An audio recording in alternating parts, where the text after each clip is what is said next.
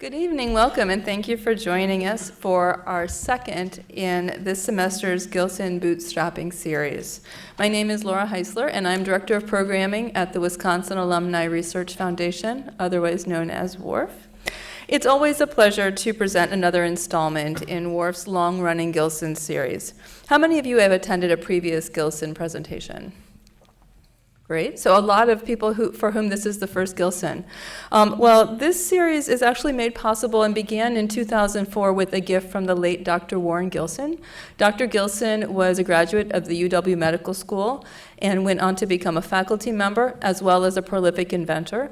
He founded Gilson Instruments, Inc., which remains a leading manufacturer of medical analytical instruments and is headquartered just down the road in Middleton. In 2002, Dr. Gilson left WARF a significant gift to promote the exchange of ideas between the university and area businesses. He often recollected that the informal gatherings he experienced in the cafeteria at the hospital really led to a lot of his breakthrough ideas and encouraged him to start a business. We like to think that this town center, this space that you're in the Wisconsin Institutes for Discovery, can recreate some of that natural interface between the business community and the university. And so it's with a great deal of hope for continuing that legacy that we host the Gilson series here in the town center. In the weeks and months to come, you'll receive additional notices about new topics in the Gilson Bootstrapping series. This new chapter in our overarching Gilson family of presentations began last spring with the goal of highlighting key elements and challenges inherent in bringing a new venture to the marketplace. Last spring, we focused on fundamentals like the details in bringing operational and financial and legal basics into the mix, as well as thinking about things like useful market research. This year, we're planning a series of lectures and discussions on emerging and nimble practices in creating new ventures. Our goal is to bring together speakers who themselves are innovators in how they approach challenges in the rapidly changing technology sector. We're in the process of identifying a diverse lineup of presenters and topics, so we may rearrange topics a little bit over the next few weeks, but I'm going to show you the dates of upcoming events. You'll see that some of these are tentative and others of these are fixed. And so do stay tuned. If you haven't already been on our mailing list, if you put your name on the sheet outside, we'll be sure to add you and we'll keep you posted as we go forward. You can also check the WARF website, which is warf.org, or the Discovery website, discovery.wis.edu, for announcements about upcoming lectures. But these are the dates that we're looking at and the topics that we are planning.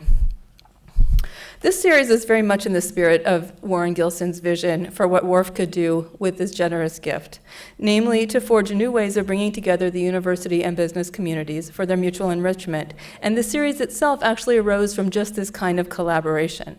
It was created through a partnership of campus and community leaders dedicating to fostering innovative ventures and advancing bold ideas. The partners include the UW-Madison Schools of Business and Law, the UW-Madison Office of Corporate Relations, the Small Business Development Center, the College of Engineering's Medical Device Technology Office, BioForward, and WARF. And representatives from many of these organizations are here this evening and will be available for conversation during the networking reception that follows this evening's presentation. More about that after the presentation. And now it's my pleasure to introduce a distinguished member of the UW community who has lent his considerable expertise, energy, talent, and focus on university-based entrepreneurship to the creation and realization of this series, and especially of this evening's presentation. Dan Olszewski is director of the Weinert Center for Entrepreneurship at the University of Wisconsin-Madison Business School. And he also teaches the Capstone Entrepreneurship Wave course and was one of the co-founders of the Wisconsin Entrepreneurial Bootcamp, otherwise known as WEB, which is a program for graduate students enrolled in the sciences and engineering and takes place every summer. Prior to joining UW, Dan was CEO and chairman of Parts Now. During his tenure as CEO, the company's revenues increased from $26 million to over $400 million. With the assistance of private equity sponsors, he led the successful buyout of the founder in 1999. Before joining Parts Now, Dan was a consultant at McKinsey & Company with a focus on strategy, supply chain, technology, and finance. He has also worked for IBM, the Federal Reserve Board of Governors, and Yasuda Fire and Marine Insurance in Tokyo. He's on the board of directors of First Business Bank and Solo Gear LLC, and on the advisory board of Parts Now. He also currently serves on the nonprofit advisory board for the Henry Vilas Zoological Society and has served on the WAHA Public Television Board. Dan is a graduate of UW-Madison with a bachelor's in economics and comp sci and received an MBA from the Harvard Business School. Please join me in welcoming Dan, who will lead off this evening's presentation and who will introduce his panel.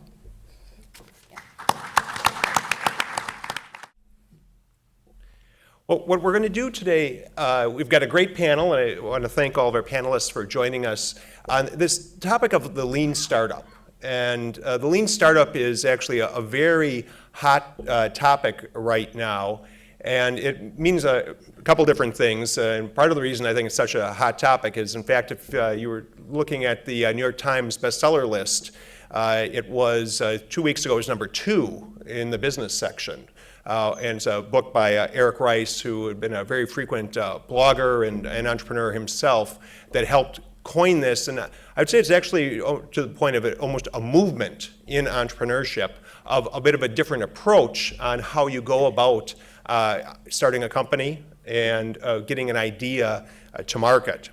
It is based a little bit on the concept of lean manufacturing, which is something that was started by Toyota, and those of you that are in the kind of manufacturing or industrial engineering area, its premise is that anything that you're doing in producing that product that's not valued by the customer should really be reviewed and is probably a waste of effort. So inventory, producing product that isn't of the right quality, all of these are wastes that should be eliminated from the process, and you're going to continually be looking at eliminating that in a lean manufacturing environment. To move that into the world of lean startup, you have the fact that you don't really even know what the customer wants, is a whole other dimension of complexity.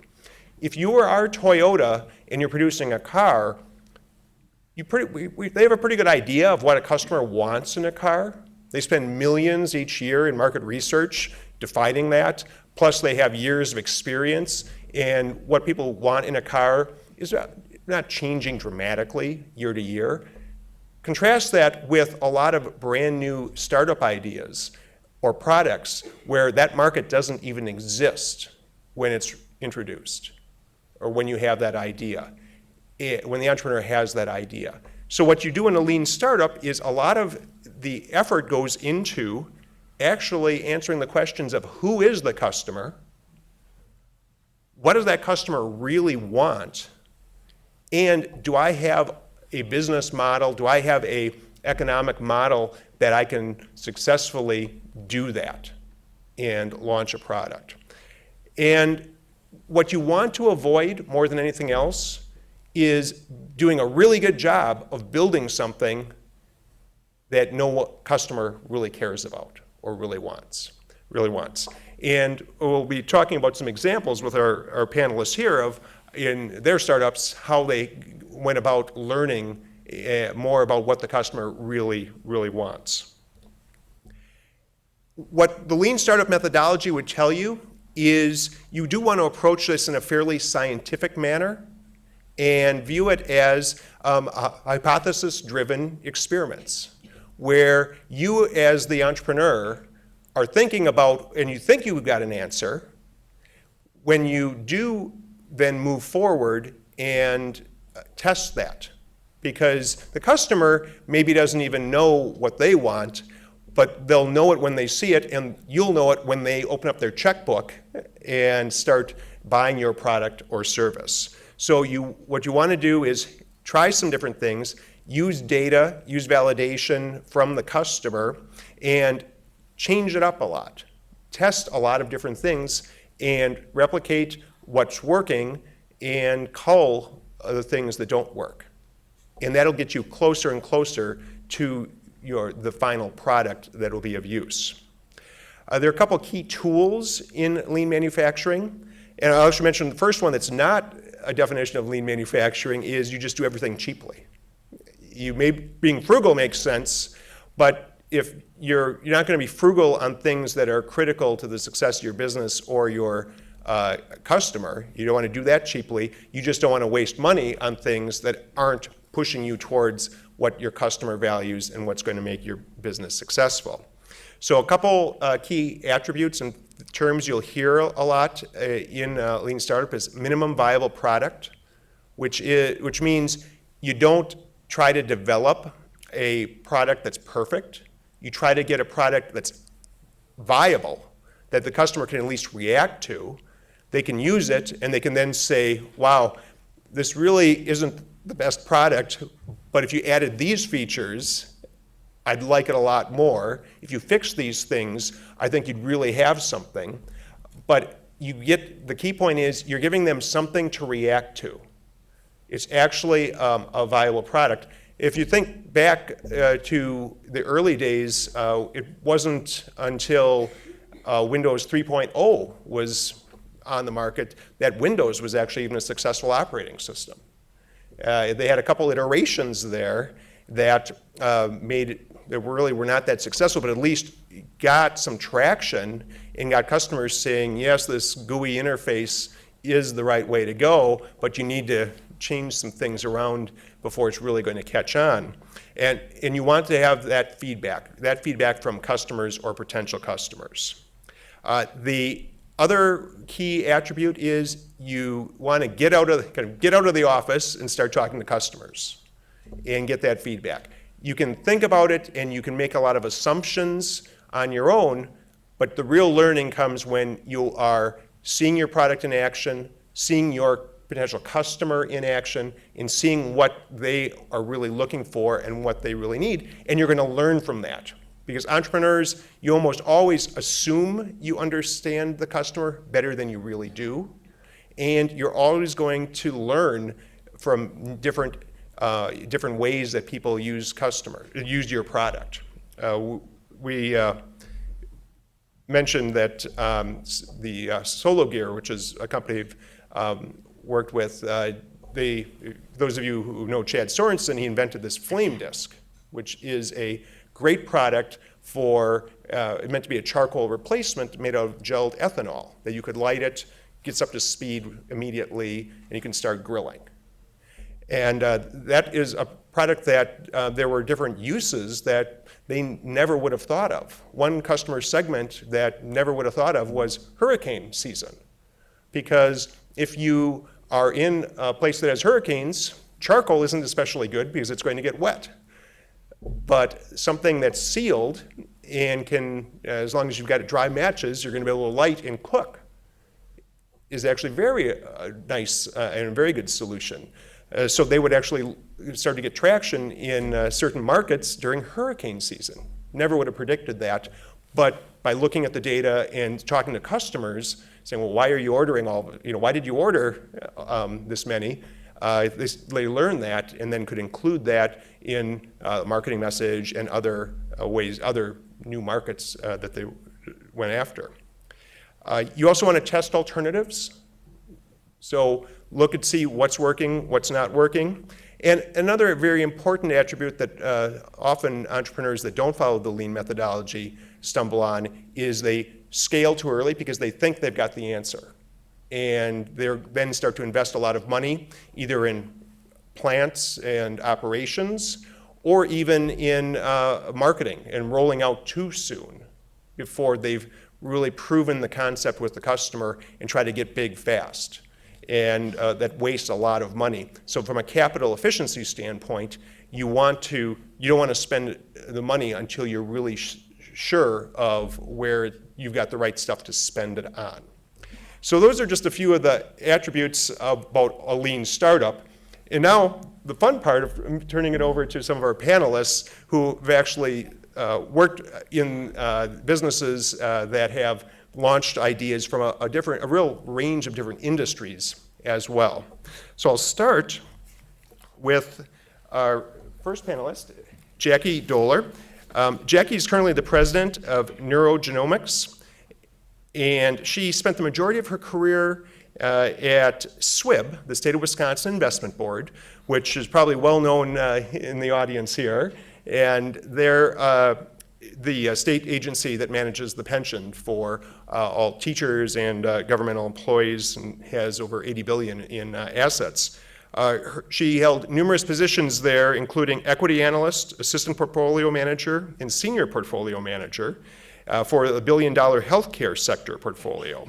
When she retired from SWIB in 2007, she was the managing director of global equities. Much of her career was spent following and analyzing large and small cap companies and industries within the healthcare sector, which is what led her to neurogenomics. She received her MBA from the University of Wisconsin-Madison in 1986 and became a CFA, Chartered Financial Analyst, in 1993.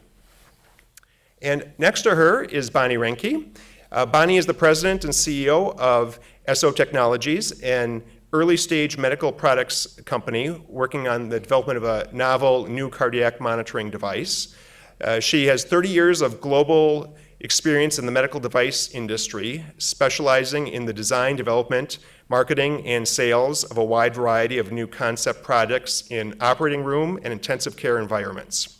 Renke was the grand prize winner of the 2009 Wisconsin Governor's Business Plan Contest.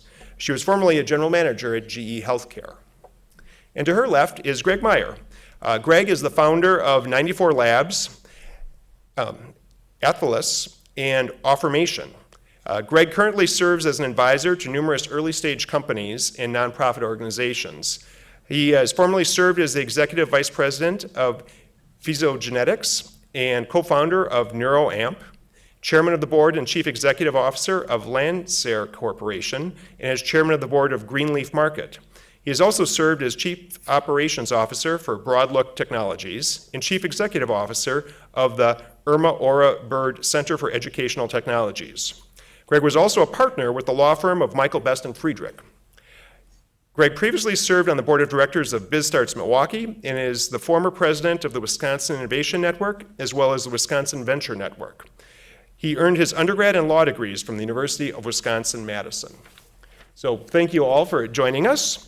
I would like to do is ask a couple questions, then we'll open it up to questions from the audience. Perhaps if you could tell us a little bit about your business and give us a little overview. Bonnie, start with you.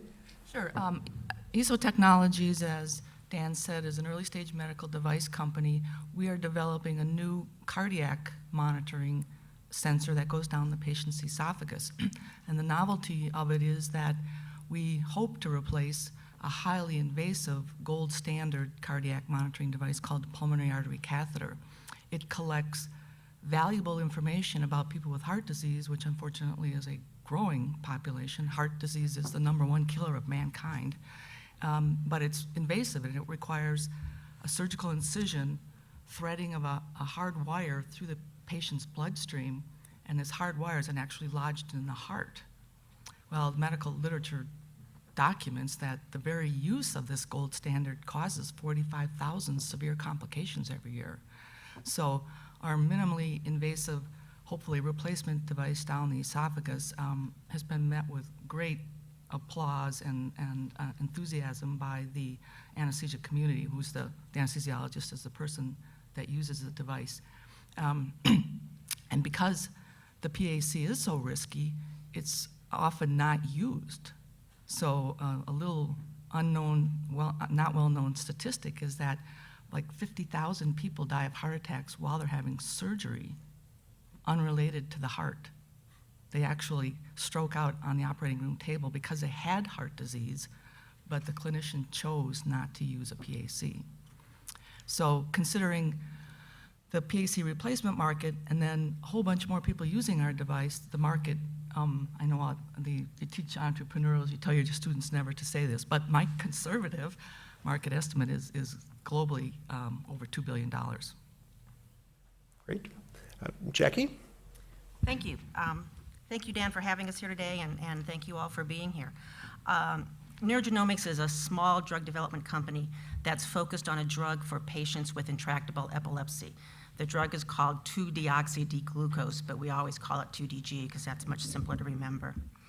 Neurogenomics was founded in 2001 by Dr. Thomas Satula, who's in the back of the room, if he wants to raise his hand.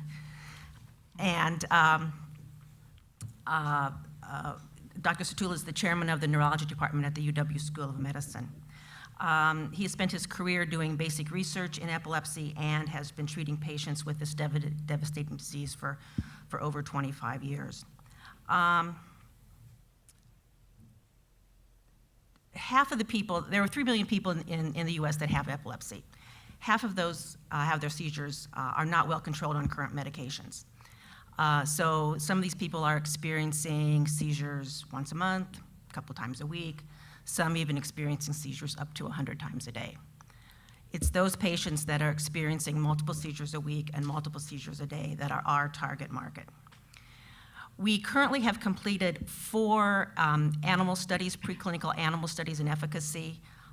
Those have been replicated by organizations other than Neurogenomics, the National Institute of Health, and Baylor College of Medicine, which is really very positive in the drug development area if you have someone else who can replicate what you've done.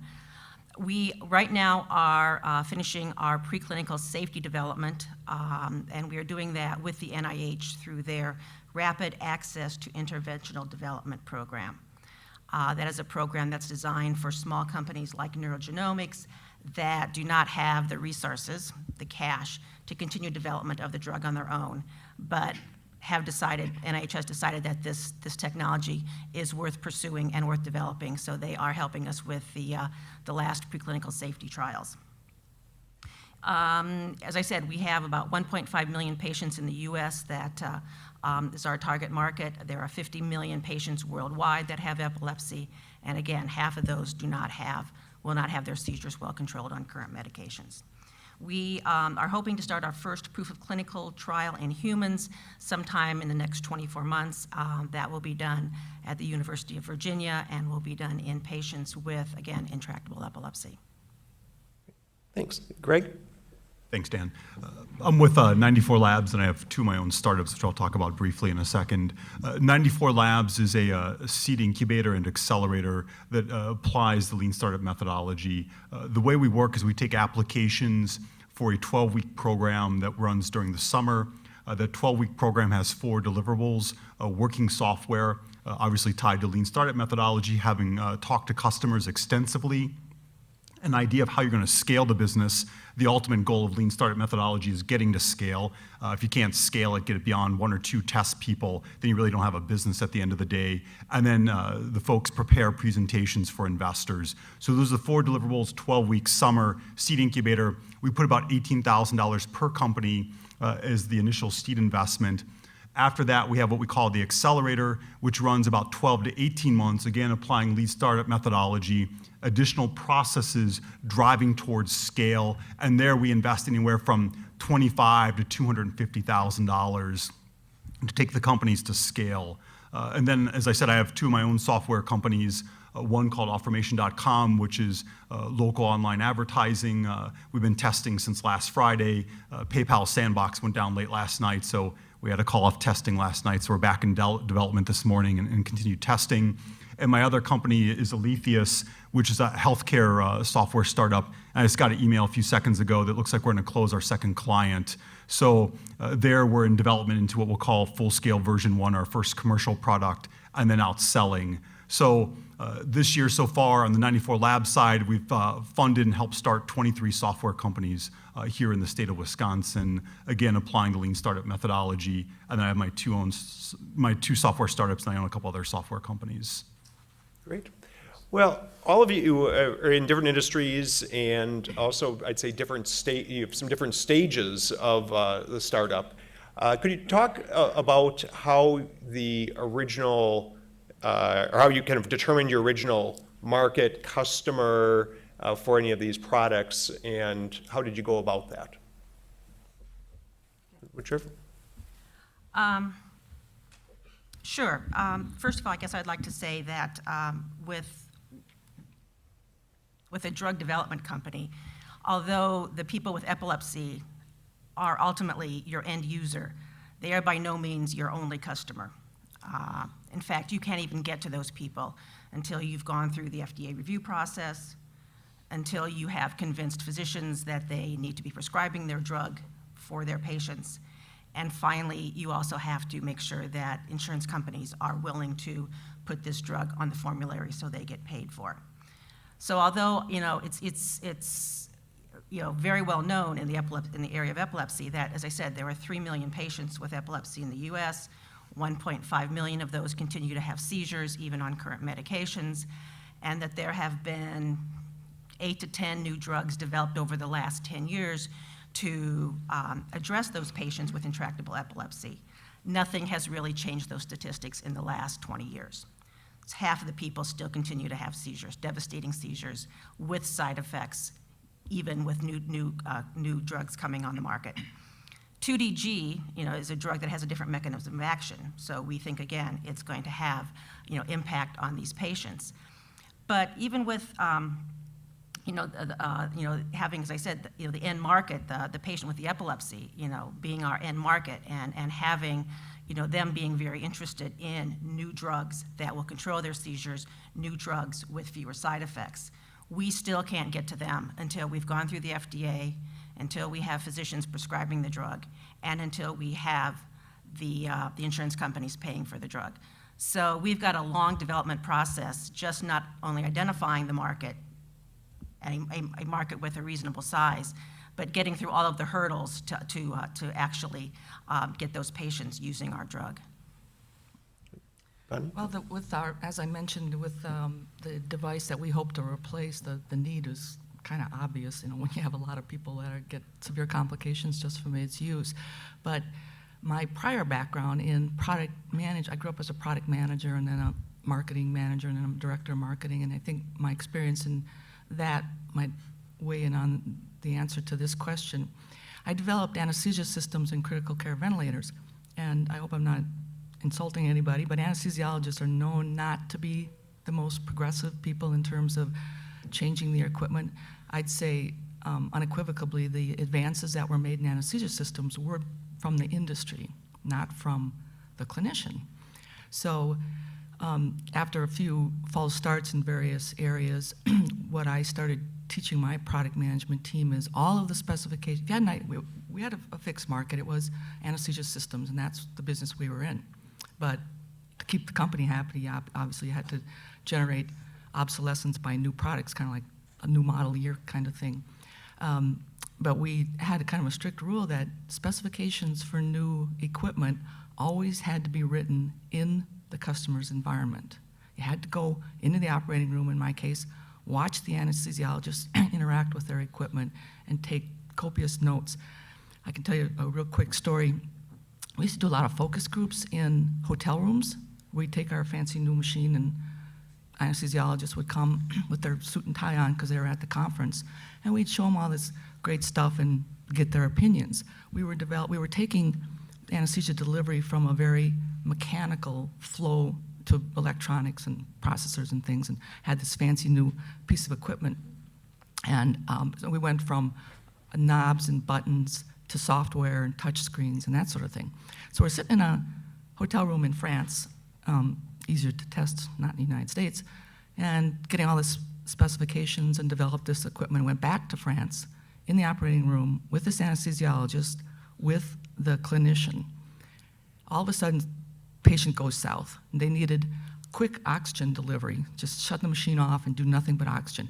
The clinician couldn't find the button because it had been a mechanical switch.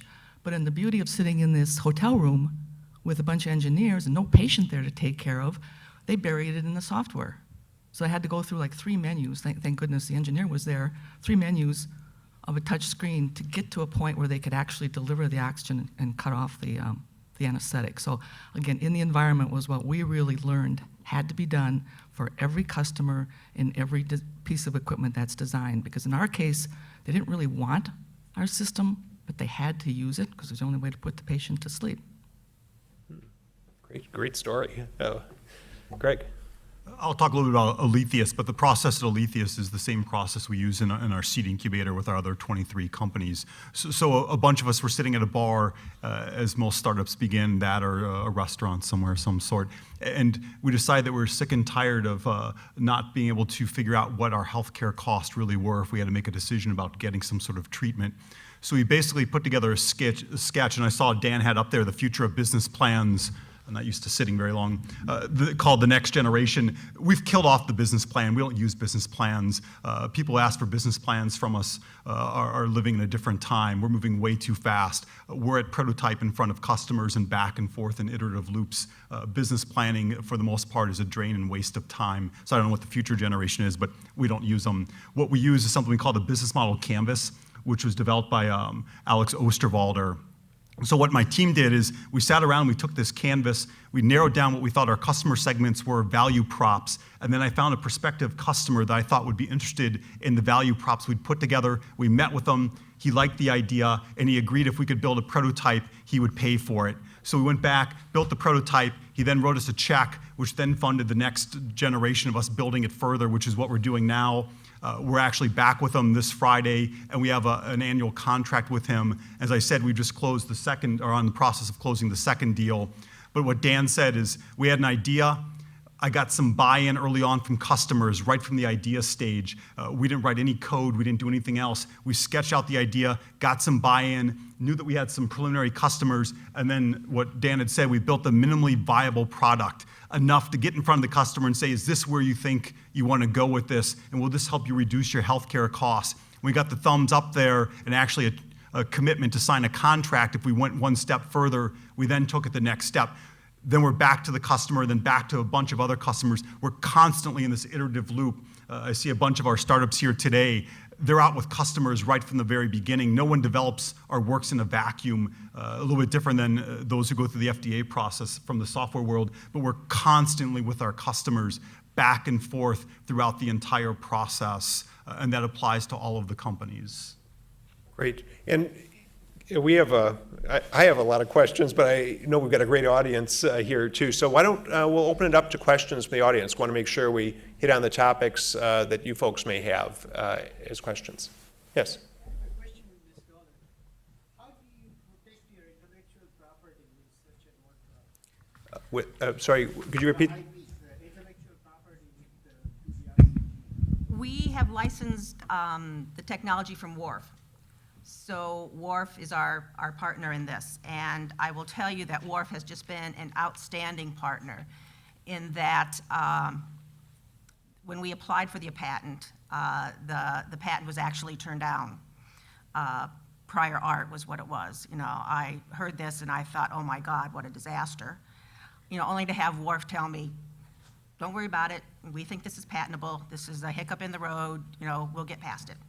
Sure enough, Wharf got the patent examiner to change their mind and say, okay, not prior art. Think we're home free, going to have the patent issued. Only to have the patent examiner come back and say, oh, no, this is obvious.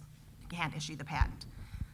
Have Wharf come back again and say, oh, no, we think this is okay. You know, don't worry about it. We'll get through this. And again, Wharf talked to the patent examiner, went through it, and ultimately we got the patent issued last year. But I will tell you that I think one of the questions that Dan's going to ask at some point in the future here this evening is, dealing with investors, how does that, work for startups? I will tell you, if you don't have a patent, and if you've been turned down once or twice from the patent office, you don't have many investors that are really too interested in hearing your story because they know that you're going to need patent protection and able to protect your technology for the foreseeable future. So I'm not sure if that answered your question, but. Partly, the thing is, you have a use patent orchestra. Yes. You face problems with the investors even with a use patent? Yes, you do. Investors like composition of matter patents. But if you look, out in the marketplace, there are, 15, 20 method of use patent products out there that are doing well and have done very well. So we believe that even though we do have a method of use patent and not a composition of matter patent, that we still can, protect our technology going forward, and that we will be potentially over time be able to sort of, build up a fence around our technology, potentially with some drug delivery patents or something like that. So we're going to continue to work on that. And Dr. Satula is doing some additional work in the area of using 2DG in post-traumatic brain injury. And, we're also sort of applying for patents in that area too. So we're continuing to build the patent estate. And you have a very good question there about method of use patents, but we do think that we can protect that technology. And patents it's a great topic. It's also very different by industry. So maybe I'll call on Greg to give the software perspective on that type of question. Basically, for the most part, a waste of time. I think Facebook has 12. The next 5 major tech companies like Zynga and those guys average between 0 to 2. It's about the business model, gaining market share fast, in quick iterative loops. That's usually why FDA process and patents that, in particular, large molecule and small molecule stuff doesn't fit within the lean startup methodology. It's just a much slower process. It's less iterative with the customer. But yeah, in general, patents, there's still, obviously people getting patents. But like I said, the 5 largest after Facebook are between 0 to 2. So not a lot of time is being spent on the patent side. Okay. Take another question, and we have, this is being recorded, and so if you could wait for the microphone, that would be great. Other questions? Hi, can you speak to whether or not it's an advantage that your customer may be your next investor? I can see on the medical device and the pharmaceutical side that if you don't have to make something for FDA, if it's for your next investor or venture capitalist, that may be an easier road and beneficial, and how that may differ for software. Who is your next milestone for, and does that make it easier on the lean path? Bill, my favorite way on the B2B software side is to actually have the customer lined up first. So if I can dev in a real environment behind a firewall, that's my ideal situation. And then that person usually becomes my first investor via contract. So I have developed in a real environment with a real customer. I have a customer on board, which now allows me to have a referenceable account when I go out to sell to the next person. That's one of my ideal startup situations. And that's how we got started on the Alethea side. We actually devved in a real environment with real data, with a real first customer that technically then became our first investor by writing that check for the product.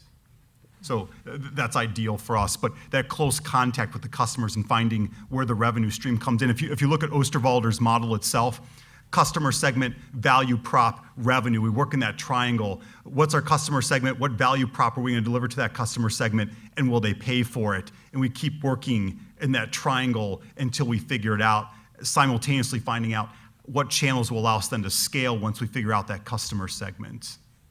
Bonnie or Jackie, anything to add to that? Well, in the medical device field, actually, we found that the clinicians are sometimes the hardest sales, even directly to the anesthesiologist. They take the perspective I've heard is from an anesthesiologist who's using his PAC, right, who taking care of this patient with his bad heart is, man, that's a really great idea. I just don't believe you can do it. So they don't want to part with their hard-earned money because a startup business, and from an investor's perspective, is extremely risky. So our next investor, it's a good rule to always be very prepared if you have an idea with various lengths of elevator pitches. But our coming investment group for my next round are people that are usually ordinary investors and oftentimes have lost a loved one to heart disease. They're kind of like, yeah, I can see the value of this. I wish my dad, my mom, my aunt would have had that device. So again, we find the clinicians are somewhat the harder sales. Other questions?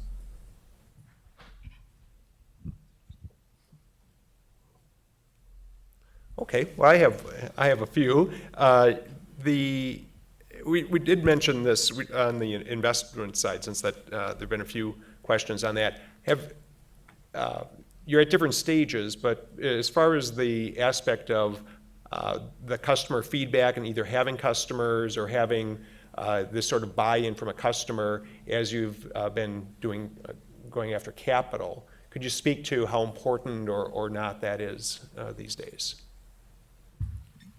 Absolutely critical. Actually, I had just taken a phone call just shortly before this from a friend. She'd been down to see Lightbank in Chicago, which is a VC firm down there. And this will be consistent message in the software space. They want to see customers usually. You can still get seed capital, what I call almost exploratory capital, which is the space we're trying to fill in Wisconsin to let you get to a product that can get some customers on.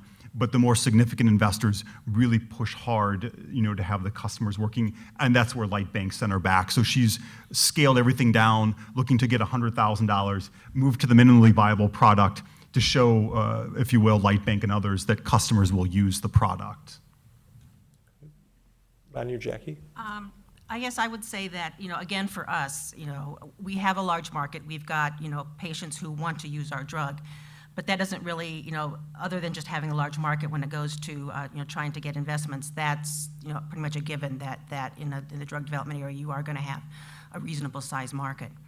For us, what has been key, and I mentioned it earlier, is having a patent, having a couple patents, so it protects our technology, but also having validation of our technology, that it works. And as I mentioned earlier, we've had the National Institute of Health epilepsy screening program do trials for us and show that what we say our drug does, they've confirmed that that's what it does.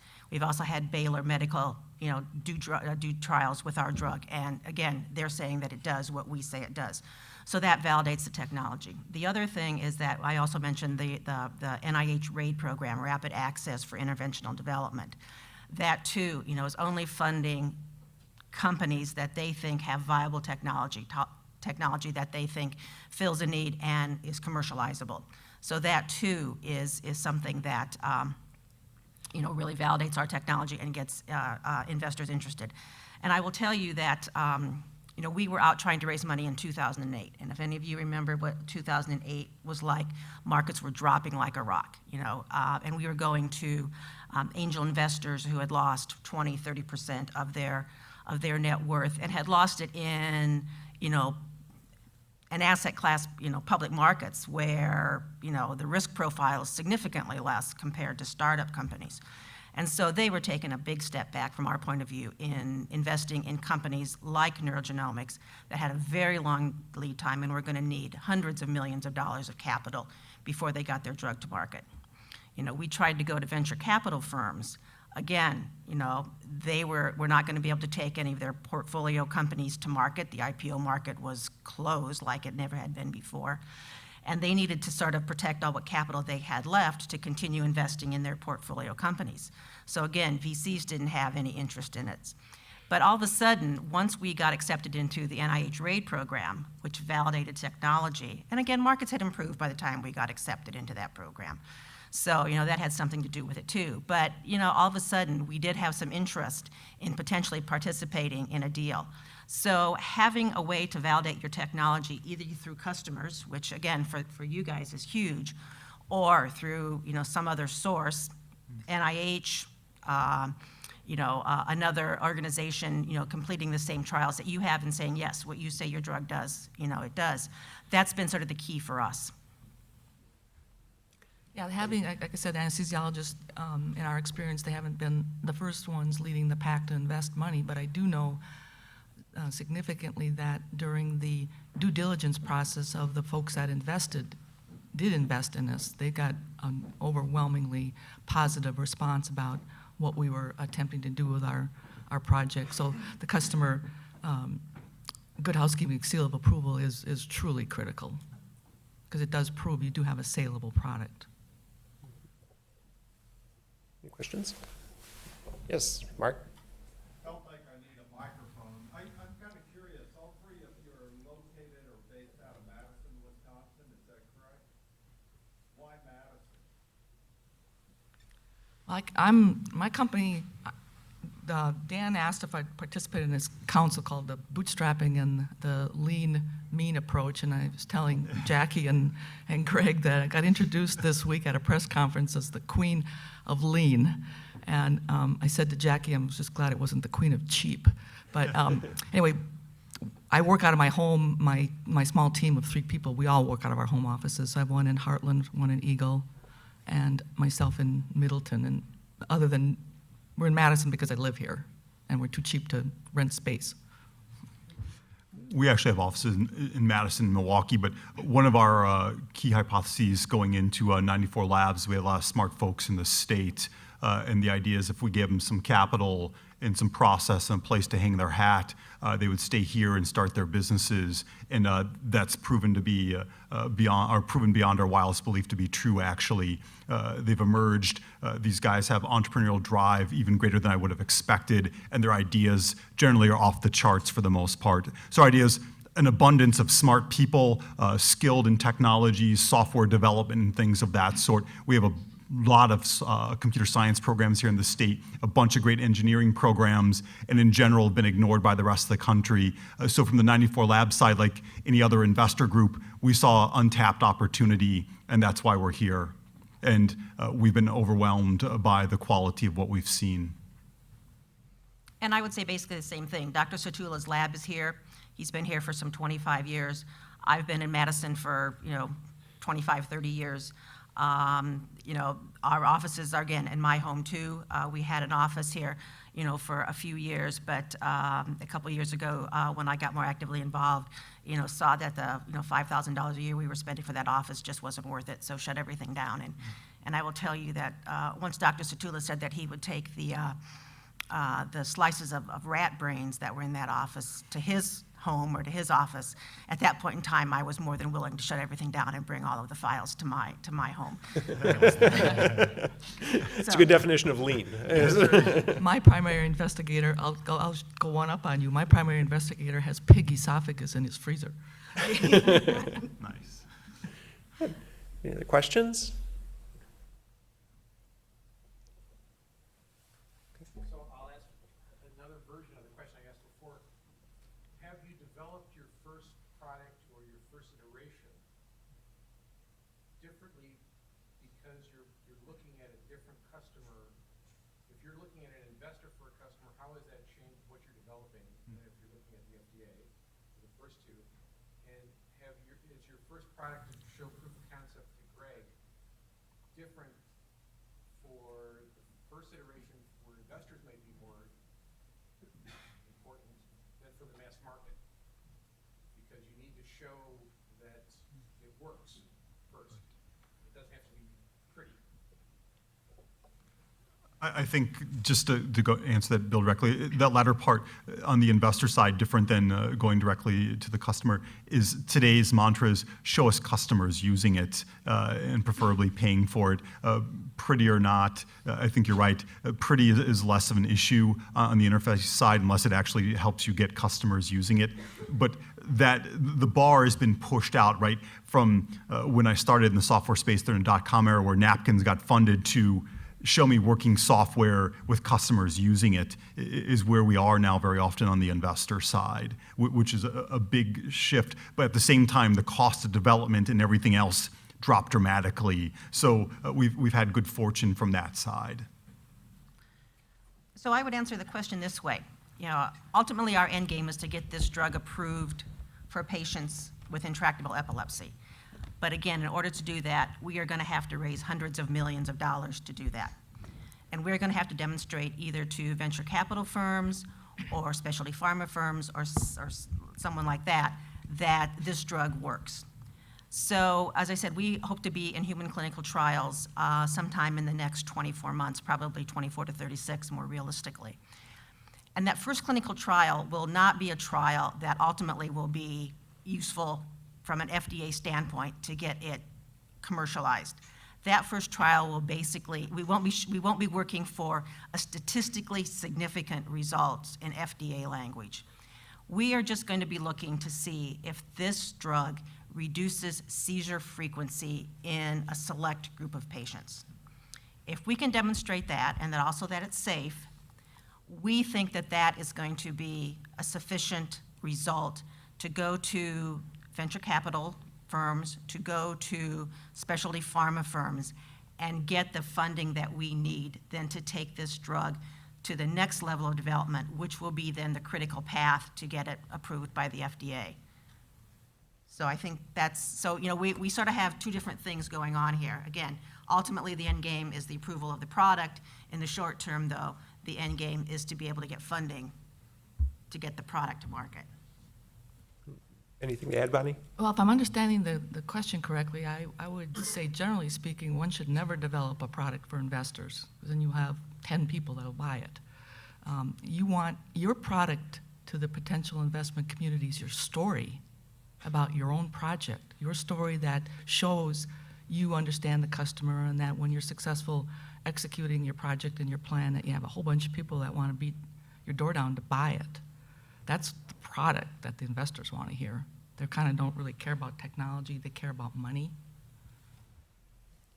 You know, I think Jackie makes a really important point too, with the kind of the statistically significant. It can be easily overvalued. Just getting any data, even if it's not the statistically significant, is a huge improvement versus having no data, and was often the norm.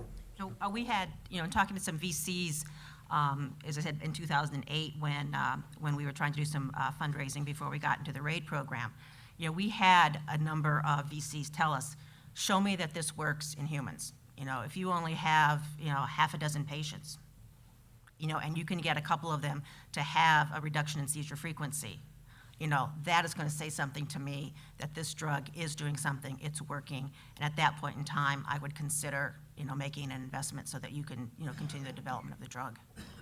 Great. Okay, question? Could you discuss the contributions of strategic alliances, board of advisors, board of directors? You each have described your office as in your home, but you obviously are in contact with many other groups. And could you say how you selected those individuals or companies? We have a scientific advisory board at Neurogenomics. Internationally renowned people who are treating patients with epilepsy and doing research in epilepsy. All of those people were hand-selected by Dr. Satula. And I will tell you that they have been very beneficial for us in helping us sort of focus our clinical development plan in sort of what type of trial we should be running first, how we should approach that trial. I will also tell you that having some of those people involved with neurogenomics, I think, was instrumental in getting us into the RAID program. The first time around, we applied, one time, and we got a good score. I will tell you, Tom Satula called me and said, Jackie, we got the results from the RAID grant. We got a good score, and you could tell from the tone of his voice, a good score was not going to do it. And so, we waited until we got the comments, and you could tell right away that they liked the technology. They just didn't think that we had the depth to really take this thing forward. And so, we reapplied, and Tom wrote much more detailed about our scientific advisory board, and also we also have a business advisory board of people, here in town that are also very beneficial. And I think that scientific advisory board has been key to helping us, define the first clinical trial that will be in humans, and also has been instrumental in getting us into the RAID program to finish the preclinical development. I have a very small board, and it's developing according to the strategy of the company. Right from the get-go, we had a need for money, and we have a need to prove our technology and sort of convince the medical community. So my board is a cardiologist who was totally new to the company, new to the technology, new to the whole idea, who is a very great sounding board for, geez, that's a great idea, and convincing others. The investors, of course, take a couple of board seats, and they're just there. And then the other is technology person. After we get our next round of patents, we're going to change the composition of the board to be much more industry strategic, because at that point in time, we'll be out sort of shopping the value of the company to a large corporate strategic partner who can pick up the great expense it's going to take us to get through clinical trials. So then I'll be looking for CEOs of large medical device companies or VPs or something like that that can then introduce us better into the industry. But we do need the patent protection to get through that. I think the advisor and mentor stuff is absolutely critical. Around 94 Labs, we continue to build a board of advisors around that group. But the network, whether it be capital entrepreneurs here in Madison, other groups in Milwaukee, advisors, networks, mentors, and don't quote me on this number, but I put it in a presentation at Merlin Mentors, but coming out of the Startup Genome Project, if I remember right, having advisors and mentors increased your early stage valuation by 2.5 times. So there's no question, right? They're reducing mistakes. They're keeping you focused. They're providing insight on markets, industries, business issues, and things of that sort. I can't think of anything more important. I learned this actually from a friend who's a successful entrepreneur out in San Francisco, and he and I always do this whenever we start something. We spend a lot of time at the very beginning kind of building our network of experts around us and really understanding what we're doing in the space very well. So I think it's critical. I can't think of too many things more important in the earliest stages is getting out there, not only talking to customers, right? We talked a lot about customers, but talking to prospective advisors, industry experts, and things of that sort, invaluable. Great. Question? Greg, you mentioned you have this constant back and forth with your customer. Can you say how you set that up practically? Do you pay them for their time for giving you this feedback when you're always going back to them? No, that's a good question. You know, it varies depending on what the customer relationship is. Most of them, I won't name the company, but one of our companies, they went out and delivered value at the beginning, and they're willing to test it. So you try to find a customer that maybe will test your, what we'll call a closed beta with a small group of customers. So they're getting some value, right? So they recognize the value proposition you're presenting, and they're willing to do it. Usually, typical, you're not charging them anything at that point in time, but they're starting to recognize some of the value proposition or reduced fee ultimately for the software. You do a lot of different mechanisms to get them to go ahead and work with you, but ultimately, which I've now found important in some ways by accident, is that if you go to that customer and they like the value proposition you have, that means it's something they want, right? You're filling a need or a gap for them, and that starts to validate where you're going direction-wise, and usually, because it has value to them, they're willing to use it. We can talk more about it afterward, but that's kind of what happens. You bet. And we have time for one last question. Thank you. Very nice panel, Dan. On one side, we have Greg, who starts companies by talking with the customers and keeps it iterative. And on the other side, we have these healthcare companies, startups, which have a very long value chain before they reach the customers. So they cannot even talk with the customers directly for another 10 years. But my question was that, keeping in the spirit of lean startup thing, how long do you keep the startup lean until, what is the exit? Do you want to always keep it lean and then sell it to someone, or want to grow it as a big institution in itself, like Facebook or Zynga, as you mentioned? I think, unfortunately, the lean startup part is a misnomer, similar to calling it a seed incubator, because we're really not an incubator at the end of the day in the traditional real estate play model. Lean doesn't mean no capital. It means deploying the capital at the right time and that you're using it for the right purposes. So it's really come out of people's work like Steve Blank, the 4 Steps to the Epiphany, and others, is that we spend a lot more time talking to the customers, informing the product development process. And Dan had said it, we really work hard not to prematurely scale. That's usually where you burn your capital and you make big mistakes and usually drive the business under. So it's less the amount of capital, it's more the speed, the feedback loops, and the testing, and eventually you do reach a point, this company that's now in version 2, where we're gonna start deploying capital a bit more quickly here now, because they got version 2 going, we have a larger base of customers that are using it, and we have a pretty good idea of what the channel is gonna be. Now we're gonna start pushing down on the gas pedal, doing everything from SME to direct sales to email campaigns and the whole list, to start testing the hypothesis one level further, but we're not putting millions at it, we're putting maybe 10, 20, 30,000 at it, test it. If that works, and the number of customers grows, then we're starting to think, now we'll apply 500,000, $1 million at that. So it's just sequencing up. But on the flip side, guys, remember, lean has a key component. If it's not happening, you kill it off, right? It's fail fast in this model. So that's the one part we haven't talked about, which is key to lean. If it's not working, you kill it off. And that's critical, and that's one of the big things that is really pushed within the model. I would answer your question this way.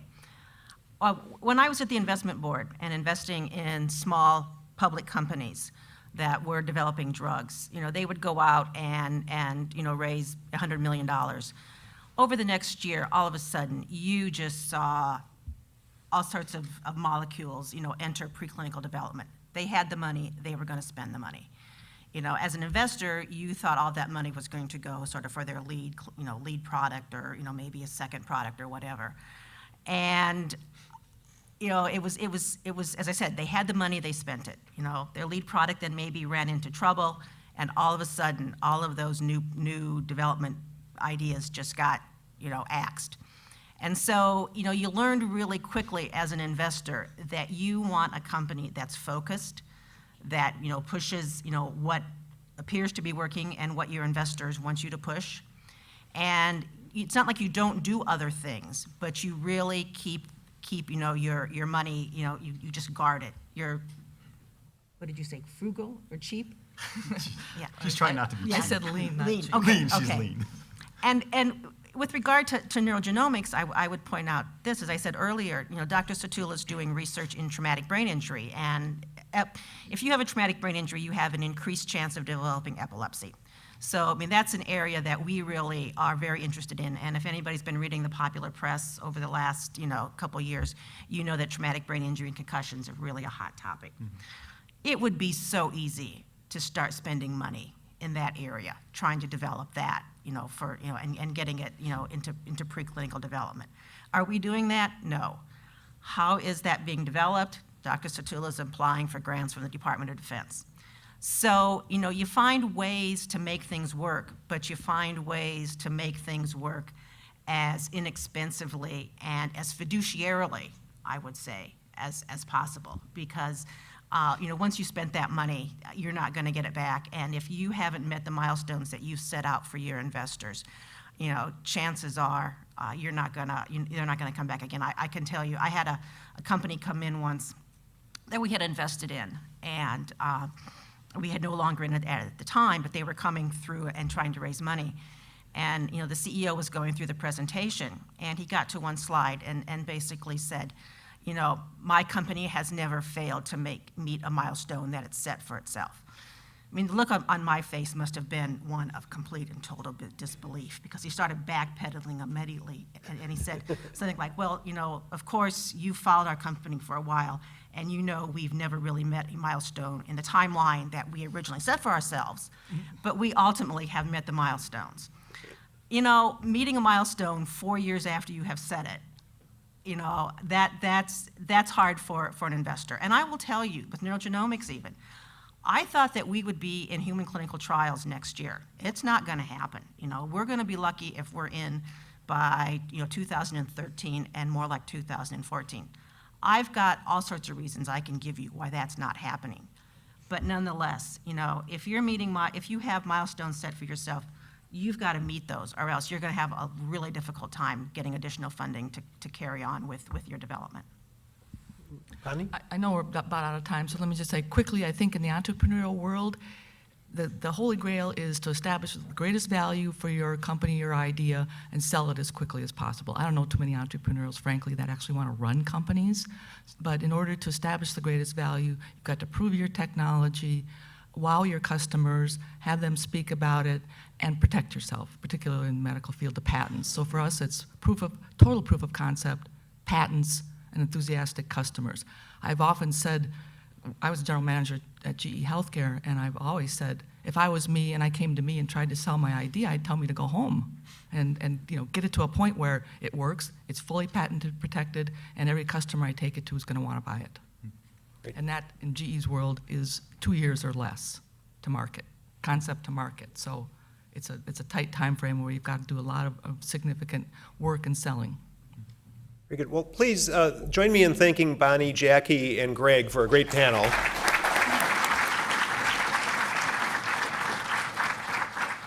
And before I turn it over to Laura for a brief announcement, just if you would like to learn more about the topic of lean startup, a couple of the books that have been mentioned already tonight, and we're using these in actually most of the entrepreneurship courses now, are up there, and I think all quite good as well. And it's, I think, worth mentioning too, after Greg's discussion of the business plan, that the session. I didn't mean to kill off your business plan. No, that's fine. Right, no problem. But the session in November on the business plan is actually using the business model generation model. So Awesome. Right on. it links back to what was said there, which is a great resource. Awesome. And I would like to have you add thanks to Dan for organizing this panel and for a great presentation. Thanks so much, Dan. And I'm glad you mentioned that, yes, our business plan session is actually looking at the business model canvas, so worth attending, right, Greg? Absolutely. Yeah, okay. Absolutely. So let's see, I was trying to put back up the slide on, there we go. Bear with me. Oh, it's not working. All right. I'm minimizing and not maximizing. Okay, never mind. Anyway, go to our website and check out the upcoming events, and we will send you all an email. Again, if you didn't get an email from us about this one, please make sure your email is on the list, and there it is. Here are the upcoming dates. We'll be firming these up. A couple more very quick announcements. In the next few days, you will get from us, if we have your email, a very quick survey. We would really like to know what other topics need to be a part of this bootstrapping series to make it of interest to you, and get your feedback on how these sessions have gone so far. So we'd really like to invite you to participate in that survey. In exchange for your participation and just for your attendance, we invite you to join a networking reception right as soon as I'm done talking in the South Atrium. If you don't already have a name tag on, please put that on. That will be your ticket to the complimentary reception. We have a lot of students who like to hang out here in the town center, and they're often hungry this time of the day. So having that name tag will let the servers know that you really are part of the Gilson session. And we really invite you to come talk some more with the presenters and with the other creators of the Bootstrapping series. Many of them are here. And please stay in touch and come back to the next Gilson Bootstrapping session. Thanks so much.